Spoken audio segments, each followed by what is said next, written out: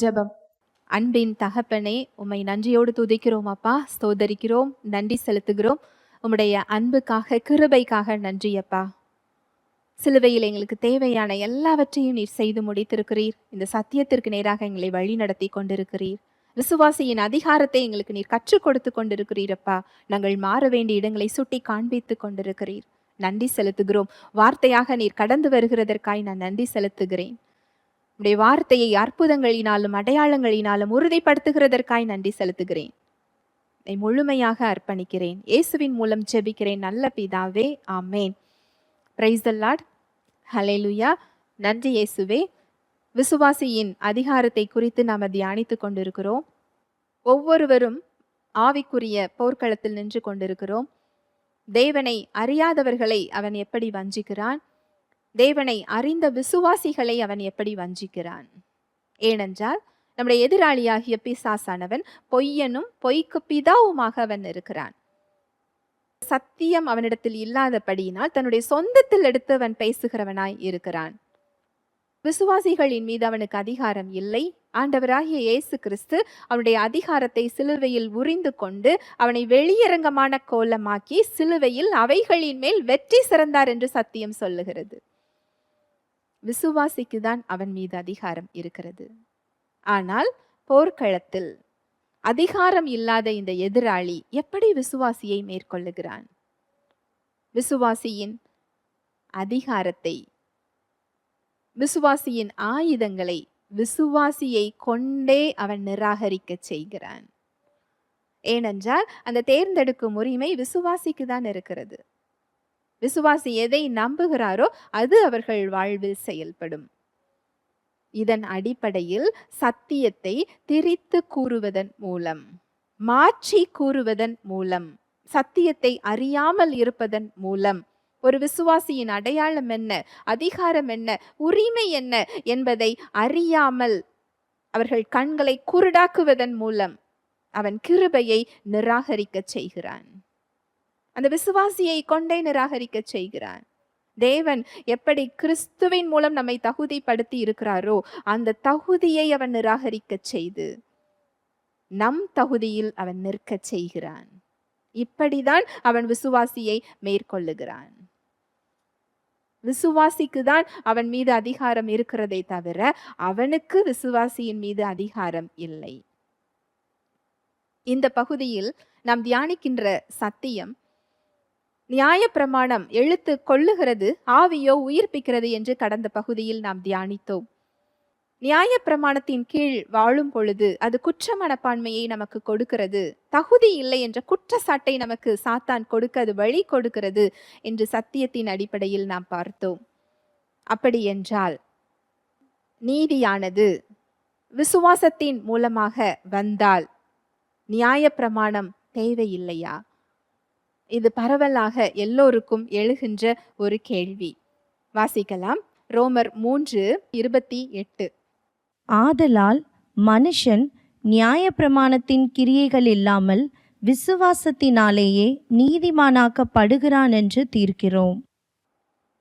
ஆதலால் மனுஷன் நியாயப்பிரமாணத்தின் கிரியைகளில் இல்லாமல் விசுவாசத்தினாலேயே நீதிமானாக்கப்படுகிறான் என்று தீர்க்கிறோம். நம்ம சொந்த பலத்தினால இல்ல, நியாயப்பிரமாணத்தை கடைபிடிக்கிறதுனால இல்ல, விசுவாசத்தினால் நாம் நீதிமானாக்கப்படுகிறோம் என்று வேதம் சொல்லுகிறது. அடுத்து கடைசி வசனம் பாருங்க. அப்படியானால் விசுவாசத்தினாலே நியாயப்பிரமாணத்தை அவமாக்குகிறோமா? விசுவாசத்தினால் தான் நான் நீதியை பெற்றுக்கொள்ளுகிறேன், விசுவாசத்தினால் தான் நான் ரட்சிப்பை பெற்றுக்கொள்ளுகிறேன், விசுவாசத்தினால் தான் நான் தேவனுடனான என்னுடைய உறவை அமைத்து கொள்ளுகிறேன் என்றால் நியாயப்பிரமாணம் தேவை இல்லையா? நியாயப்பிரமாணத்தை நாம் அவமரியாதை செய்கிறோமா? அதற்கான இடத்தை நாம் கொடுக்கவில்லையா? அதோட இடம் என்ன? புதிய உடன்படிக்கையில் நியாயப்பிரமாணத்தின் இடம் என்ன? இது அறிந்து கொள்ளவில்லை என்றால் கிருபையை விசுவாசிக்கிறவர்கள் வஞ்சிக்கப்படுகிறார்கள். எப்படி அவன் நியாயப்பிரமாணத்தின் கீழானவர்களை கிருபையை சார்ந்து கொள்ள விடாமல் அவன் வஞ்சிக்கிறானோ, பொய் சொல்லி ஏமாற்றுகிறானோ, அதே போல் கிருபையை சார்ந்திருக்கிறவர்களை அவன் எப்படி வஞ்சிக்கிறான் என்று இந்த பகுதியில் நாம் தியானிக்க போகிறோம். அப்படியானால் விசுவாசத்தினாலே நியாயப்பிரமாணத்தை அவமாக்குகிறோமா? அதை நம்ம வெறுமையாக்குறோமா? அதை ஒன்றுமில்லை என்று சொல்லுகிறோமா? பவுல் கேட்கிறார். அப்படி அல்ல. நியாயப்பிரமாணத்தை நாம் அவமாக்கவில்லை, அதை நாம் வீணாக்கவில்லை. நியாயப்பிரமாணத்தை நாம் நிலை நிறுத்துகிறோம் என்று சொல்லுகிறார். ஹல்லேலூயா, பிரைஸ் தி லார்ட். எப்படி தேவனை அறியாதவர்களுக்கு அது பாவி என்று உணர்த்தி கொண்டிருக்கிறதோ, மீட்பரின் தேவையை அது உணர்த்தி கொண்டிருக்கிறதோ, கிறிஸ்துவிடம் வழி நடத்துகிற உபாத்தியாக இருக்கிறதோ, தேவனை அறிந்த பிள்ளைகளுக்கு அது தேவனுடைய வழிமுறைகளை அது கற்றுக் கொடுத்து கொண்டிருக்கிறது. நாம நடக்க வேண்டிய வழி என்பதை அது காட்டி கொண்டிருக்கிறது. தேவனுடைய ஸ்டாண்டர்டை நமக்கு வெளிப்படுத்தி கொண்டிருக்கிறது. இயேசு கிறிஸ்துவின் மீது வைக்கின்ற விசுவாசம் நியாயப்பிரமாணத்தை இல்லை என்று ஆக்கவில்லை. இதை கிருபையில் உள்ளவர்கள் நன்றாக புரிந்து கொள்ள வேண்டும். அப்படி நீங்க விசுவாசித்தீர்கள் என்றால் நீங்கள் வஞ்சிக்கப்பட்டு கொண்டிருக்கிறீர்கள். இயேசு கிறிஸ்துவின் மீது வைத்த விசுவாசத்தினால் நியாயப்பிரமாணம் இல்லை என்று ஆகவில்லை. எப்பொழுது இயேசு கிறிஸ்துவை இரட்சகராக நம்ம பெற்றுக்கொண்டோமோ, ரோமர் 5:5 சொல்லப்பட்டிருக்கு, பரிசுத்த ஆவியினால் அந்த தேவ அன்பு நம்முடைய உள்ளத்தில் ஊற்றப்பட்டிருக்கிறது. அந்த அன்பினால் அந்த நியாயப்பிரமாணத்தை நாம் நிலைநிறுத்துகிறவர்களாக இருக்கிறோம். ஹல்லேலூயா, பிரைஸ் தி லார்ட். உங்களுக்கு இதை நான் எளிமையாக சொல்லுகிறேன். மத்தேயு 5:17. நியாயப்பிரமாணத்தை ஆனாலும் தீர்க்க தரிசனங்களை ஆனாலும் அழிக்கிறதற்கு வந்தேன் என்று எண்ணிக்கொள்ளாதேயுங்கள், அழிக்கிறதற்கு அல்ல, நிறைவேற்றுகிறதற்கே வந்தேன். நியாயப்பிரமாணத்தை ஆனாலும் தீர்க்க தரிசனங்களை ஆனாலும் அழிக்கிறதற்கு வந்தேன் என்று எண்ணிக்கொள்ளாதேயுங்கள், அழிக்கிறதற்கு அல்ல, நிறைவேற்றுகிறதற்கே வந்தேன். வானமும் பூமியும் ஒழிந்து போனாலும் நியாயப்பிரமாணத்தில் உள்ளதெல்லாம் நிறைவேறும் அளவும் அதில் ஒரு சிறு எழுத்தாகிலும் ஒரு எழுத்தின் உறுப்பாகிலும் ஒழிந்து போகாது என்று மெய்யாகவே உங்களுக்கு சொல்லுகிறேன். தீர்க்க தரிசனங்களையோ நியாயப்பிரமாணத்தையோ நான் அழிக்க வரவில்லை, அதை நிறைவேற்ற வந்தேன் என்று சொல்லுகிறார். ஆண்டவராகிய இயேசு கிறிஸ்து அந்த நியாயப்பிரமாணத்தை பரிபூரணமாக கடைபிடித்தார். இதைதான் ரோமர்ல சொல்லப்பட்டிருக்கு. ரோமர் 8:3. அதெப்படி எனில், மாம்சத்தினாலே பலவீனமாயிருந்த நியாயப்பிரமாணம் செய்யக்கூடாததை தேவனே செய்யும்படிக்கு தம்முடைய குமாரனை பாவ மாம்சத்தின் சாயலாகவும் பாவத்தை போக்கும் பலியாகவும் அனுப்பி மாம்சத்திலே பாவத்தை ஆக்கினைக்குள்ளாக தீர்த்தார். அதெப்படி எனில், மாம்சத்தினாலே பலவீனமாயிருந்த நியாயப்பிரமாணம் செய்யக்கூடாததை. நியாயப்பிரமாணத்தில் தவறு ஏதும் இல்லை, அது தேவனுடைய வழிமுறை, அவருடைய சட்டம். ஆனால் அந்த நியாயப்பிரமாணத்தை கடைபிடிக்க சொல்லி கொடுத்த மனிதனிடம் பலவீனம் இருந்தது. அதுதான் இந்த வசனம் சொல்லுது. அதெப்படி எனில், மாம்சத்தினாலே பலவீனமாயிருந்த நியாயப்பிரமாணம் செய்யக்கூடாததை தேவனே செய்யும்படிக்கு. நம்மால செய்ய முடியாது என்று அவருக்கு தெரியும். நாம் பாவி என்று நம்மை உணர்த்துவதற்காக அவர் கொடுத்திருக்கிறார். நம்மை மீட்பதற்காக, அதை நிறைவேற்றுவதற்காக அவரே அதை செய்யும் படிக்கு தம்முடைய குமாரனை பாவ மாம்சத்தின் சாயலாகவும் பாவத்தை போக்கும் பலியாகவும் அனுப்பி மாம்சத்திலே பாவத்தை ஆக்கினைக்குள்ளாக தீர்த்தார். அதனாலதான் தேவன் மாம்சத்தில் வெளிப்பட்டார். தேவகுமாரன் வெளிப்பட்டதோட நோக்கம் அதுதான். அதை நிறைவேற்றுவதற்காக நமக்கு பதிலாக அதை அவர் அங்கு நிறைவேற்றி முடித்தார். அதை அவர் நிறைவேற்றி இருக்கிறார். இன்றைக்கு ஒவ்வொரு விசுவாசியும், இயேசு கிறிஸ்துவை இரட்சகராக ஏற்றுக்கொண்ட ஒவ்வொரு விசுவாசியும், உங்களுடைய பழைய ஆவி மறைந்து நீங்க ஆவியில புதிய சிருஷ்டியா மாற்றப்பட்டிருக்கிறீங்க. 1 கொரிந்தியர் 5:17 அதை தான் சொல்லுகிறது. அந்த புதிய சிருஷ்டியில நீங்க இயேசு கிறிஸ்து இப்பொழுது எப்படி இருக்கிறாரோ அதே இயல்பை பெற்றிருக்கிறீங்க. 1 யோவான் 4:17 சொல்லுகிறது. அந்த புதிய ஆவியில என்றென்றைக்குமாக பரிசுத்த ஆவியானவர் வாசம் செய்து கொண்டிருக்கிறார். இந்த நியாய பிரமாணத்தை நம்முடைய பலத்துல இல்ல, கற்பலகைகள்ல எழுதப்பட்டதை கடைபிடிக்கிறது இல்ல, நாம நமக்குள்ள கொடுக்கப்பட்டிருக்கின்ற ஆவியானவருடைய குரலுக்கு கீழ்ப்படியும்படி நாம் அழைக்கப்பட்டிருக்கிறோம். நம்ம சட்ட திட்டத்துக்கு கீழ்ப்படியும்படி இல்ல, ஆவியானவருக்கு கீழ்ப்படியும்படி நாம் அழைக்கப்பட்டிருக்கிறோம். அவருடைய குரலுக்கு செவி சாய்க்கும்படி நாம் அழைக்கப்பட்டிருக்கிறோம். உங்களுக்கு நான் இன்னும் புரியும்படி நான் சொல்றேன். எபிரேயர் 8:10. அந்த நாட்களுக்கு பின்பு நான் இஸ்ரவேல் குடும்பத்தாரோடே பண்ணும் உடன்படிக்கையாவது, என்னுடைய பிரமாணங்களை அவர்களுடைய மனதிலே வைத்து அவர்களுடைய இருதயங்களில் அவைகளை எழுதுவேன். நான் அவர்கள் தேவனாயிருப்பேன், அவர்கள் என் ஜனமாயிருப்பார்கள். அந்த நாட்களுக்கு பின் நான் இஸ்ரவேல் குடும்பத்தாரோடே பண்ணும் உடன்படிக்கையாவது, என்னுடைய பிரமாணங்களை அவர்களுடைய மனதிலே வைத்து அவர்களுடைய இருதயங்களில் அவைகளை எழுதுவேன். நான் அவர்கள் தேவனாய் இருப்பேன், அவர்கள் என் ஜனமாய் இருப்பார்கள். இது நாம இப்ப இருக்கிற இடத்தை இது சொல்லுகிறது. நியாயப்பிரமாணம் கற்பலகைகளில் எழுதப்பட்டிருந்தது. ஆனால் இப்பொழுது கிருபையில், புதிய உடன்படிக்கையில் அந்த நியாயப்பிரமாணம் கற்பலகைகளில் அல்ல, நம்முடைய இருதயங்களில் எழுதப்பட்டிருக்கிறது.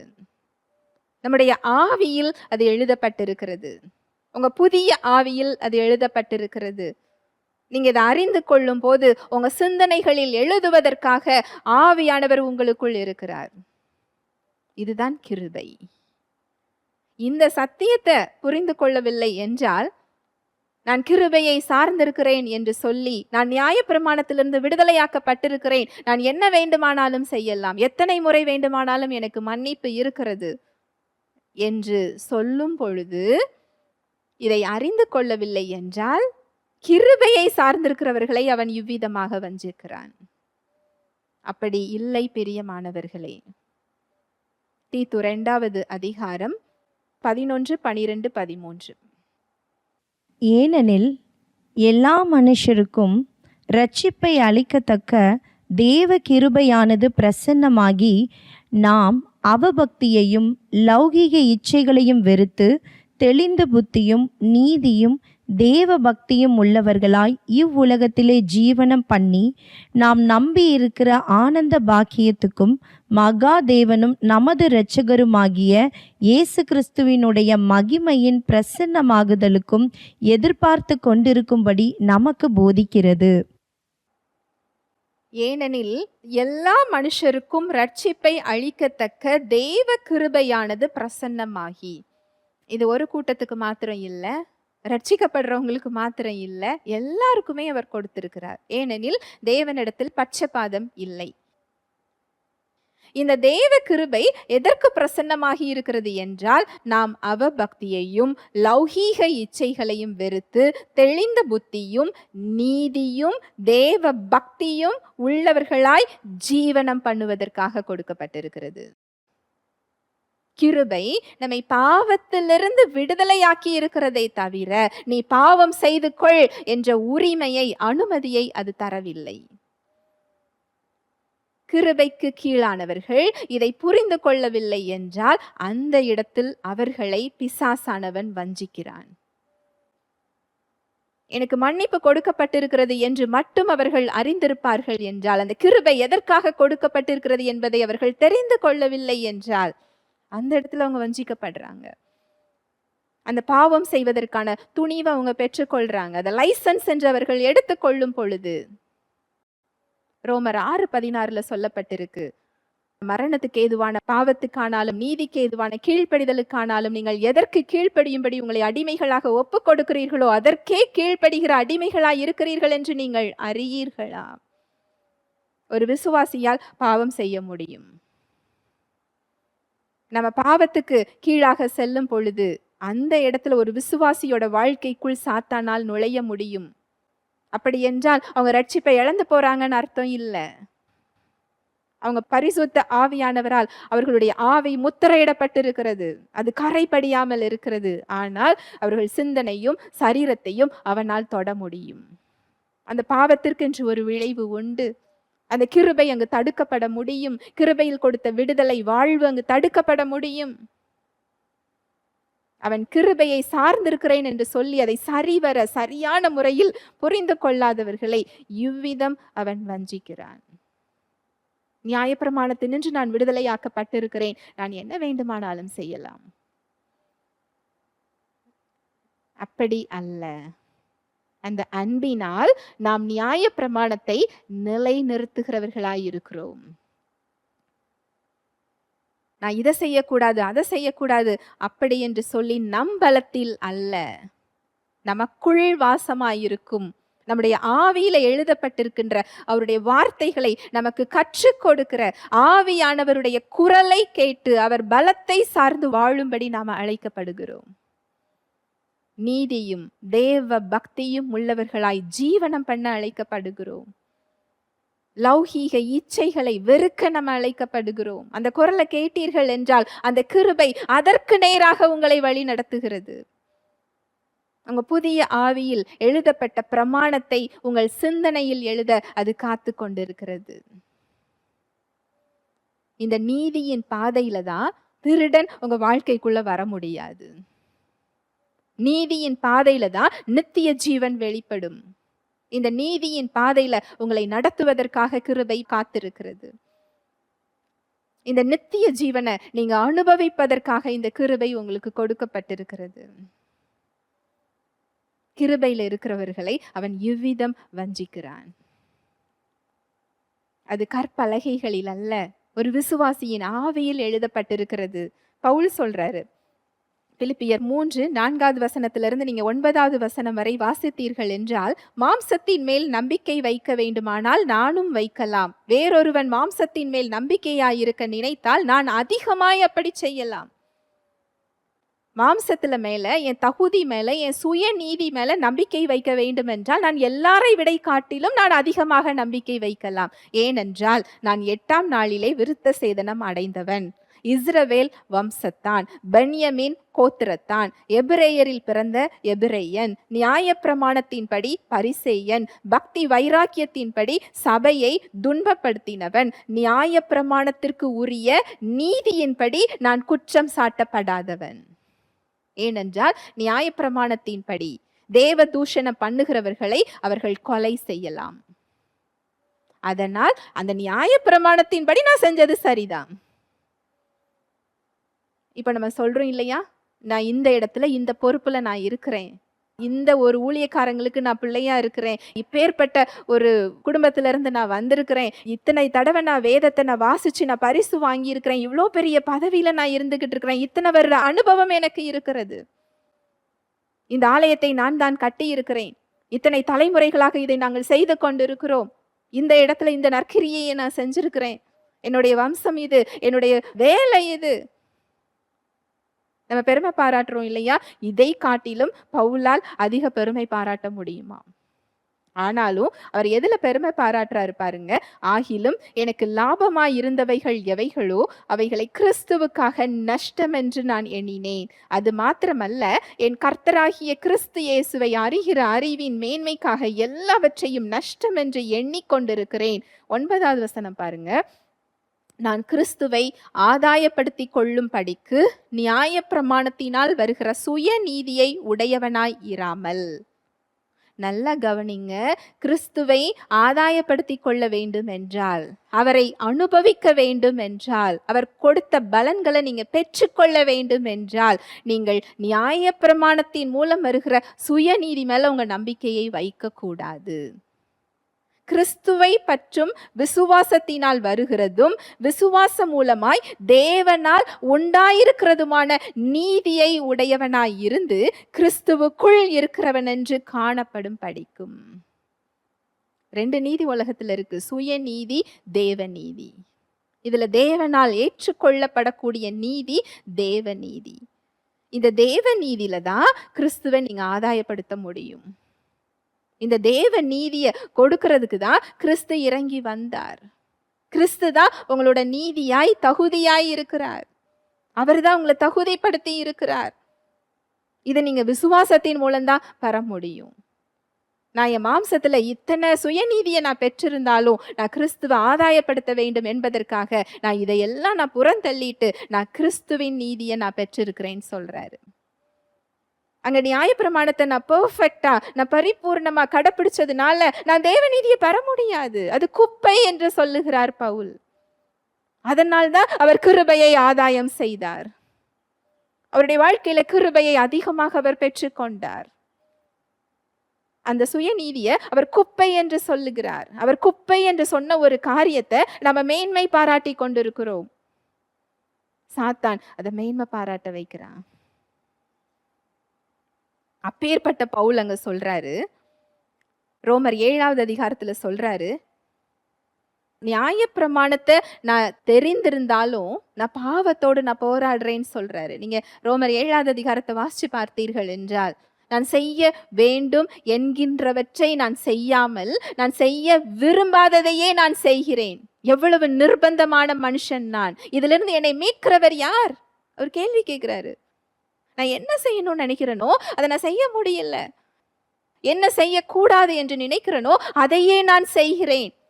நிர்பந்தமான மனுஷன் நான். இந்த மரண சரீரத்தினின்று யார் என்னை விடுதலையாக்குவார்? அதுக்கு முந்தின வசனங்கள் எல்லாம் நீங்க தியானிச்சு பார்த்தீர்கள் என்றால், நான் என்ன செய்ய வேண்டும் என்று நினைக்கிறேனோ அதை செய்யாமல் எதை செய்யக்கூடாது என்று நினைக்கிறேனோ அதையே நான் செய்கிறேன்.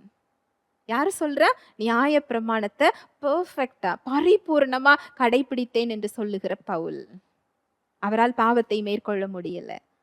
இவ்வளவு நிர்பந்தமான இடத்துல என்னை யாரு மீட்க முடியும்? அங்க ஒரு கேள்வி கேட்டுட்டு ஒரு பதில் சொல்றார் பாருங்க. நம்முடைய கர்த்தராகிய இயேசு கிறிஸ்து மூலமாய் தேவனை ஸ்தோத்தரிக்கிறேன். இயேசு கிறிஸ்துவை மீட்க முடியும் என்று சொல்லுகிறார். அவர் மூலமா தான் இந்த கிருபை கொடுக்கப்பட்டிருக்கு. அந்த கிருபை தான் நம்மை பாவத்தை மேற்கொள்ள வைக்கிறது. அந்த கிருபை தான் நியாயப்பிரமாணத்தை மேற்கொள்ளக்கூடிய வல்லமையை தருது. அந்த நியாயப்பிரமாணத்தோட 10 கட்டளைகளை நீங்க எடுத்து வாசிச்சு பார்த்தீர்கள் என்றால் அதனுடைய மூலம் அன்பு. தேவனுடைய அன்பை நம்ம பெற்றுக்கொள்ளும் போது அந்த அன்பு பிறருக்கு பொல்லாங்கு செய்யாது, பிறருக்கு அது தீமை செய்யாது. அந்த அன்பு தேவனை அன்பு செய்யும். அது தேவனுக்கு முதலிடம் கொடுக்கும். முழு இருதயத்தோடு அது தேடும். பிறரோடதை இச்சிக்காது, களவு செய்யாது, கொலை செய்யாது, விபச்சாரம் செய்யாது. இந்த அன்பு நியாயப்பிரமாணத்தை நிறைவேற்றுகிறதா இருக்கிறது. நியாயப்பிரமாணத்தினால நமக்கு அந்த அன்பை கொடுக்க முடியல. ஆனா கிருபை மேலிருந்து கீழிறங்கி வந்து அந்த அன்பை நம்ம உள்ளத்தில் ஊற்றி இருக்கிறது. நியாயப்பிரமாணம் நம்முடைய இருதயத்தை மாற்ற முடியாது. கிருபை நம்முடைய இருதயத்தை மாற்றி இருக்கிறது. நம்முடைய சிந்தனைகளையும் நம்முடைய வாழ்வையும் மாற்றுவதற்கு அது காத்து கொண்டிருக்கிறது. அதனால் கிருபை என்பது நாம் எப்படி வேண்டுமானாலும் வாழலாம் என்ற வழிமுறை அல்ல. இப்படித்தான் வாழ வேண்டும் என்ற வழிமுறையை நமக்கு அது போதிக்கிறது. நம்முடைய பலத்தில் அல்ல, ஆவியானவரை சார்ந்து கொண்டு அந்த நீதியின் பாதையில நம்மை வழி நடத்த காத்து கொண்டிருக்கிறது. அந்த அன்பு நியாயப்பிரமாணத்தின் நிறைவேறுதலாய் இருக்கிறது என்பதை அறியவில்லை என்றால் சாத்தான் வஞ்சிக்கிறவனாய் இருக்கிறான். நீங்க கிருபையை புரிந்து கொண்டிருந்தாலும் அது நியாயப்பிரமாணத்தை நிலைநிறுத்துகிறதாக இருக்கிறது. தேவ பக்திக்கேற்ற வாழ்வை வாழ கிருபை அளிக்கிறது. லௌகீக இச்சைகளை வெறுக்க அழைக்கிறது. அப்படிங்கிற சத்தியம் உங்களுக்கு தெரியவில்லை என்றால் அவன் பாவ செயல்களின் மூலம் உங்கள் வாழ்வில் நுழைந்து அந்த கிருபையின் பலன்களை பெற்றுக்கொள்ள விடாமல், அவருடைய உறவுக்குள்ள முன்னேறி செல்ல விடாமல் அவன் அங்கு தடுத்து கொண்டிருக்கிறான். கிருபையில இருக்கிறவர்களை அவன் இவ்விதம் வஞ்சித்து கொண்டிருக்கிறான். ஹல்லேலூயா, பிரைஸ் தி லார்ட். ஜெபிக்கலாம். அன்பின் தகப்பனே, உம்மை நன்றியோடு துதிக்கிறோம் அப்பா, ஸ்தோதரிக்கிறோம், நன்றி செலுத்துகிறோம்.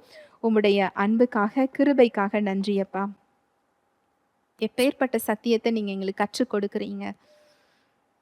விசுவாசிகளை, நியாயப்பிரமாணத்திற்கு கீழானவர்களை எப்படி வஞ்சிக்கிறான், கிருபைக்கு கீழானவர்களை அவன் எப்படி வஞ்சிக்கிறான். பொய்யென்னும் பொய்க்கு பிதாவுமாகிய எதிராளியாகிய பிசாசானவன் எப்படி ஒரு விசுவாசியை நிராயுத பாணியாக போர்க்களத்தில் நிற்க வைக்கிறான் என்ற சத்தியத்தை எங்களுக்கு நீர் கற்றுக் கொடுத்து கொண்டிருக்கிறீரப்பா. நாங்கள் மாற வேண்டிய இடங்களை நீர் சுட்டி காண்பித்ததற்காக நன்றி. எங்களோடு நீர் பேசியதற்காக, இடைப்பட்டதற்காக நன்றி. ஜீவன் தந்த உம்முடைய வார்த்தைகளுக்காக, எங்கள் சிந்தனைகளை தெளிய வைத்த உம்முடைய சத்திய வார்த்தைகளுக்காக நன்றி அப்பா. இதை கேட்டுக்கொண்டிருக்கிற சகோதர சகோதரிகள் எந்த இடத்துல மாற வேண்டுமோ உம்முடைய கிருபை அவர்கள் அதில் பலப்படுத்தி வழி நடத்துகிறதற்காக நன்றி. இந்த வார்த்தை அவங்க வாழ்க்கையில விடுதலையை கொடுக்கிறதற்காய் நன்றி. கிருபை உங்க வாழ்க்கையில பெருகுகிறதற்காய் நன்றி. இயேசுவின் நாமத்தினால நான் ஆசீர்வதிக்கிறேன். இயேசுவின் மூலம் ஜெபிக்கிறேன் நல்ல பிதாவே, ஆமென்.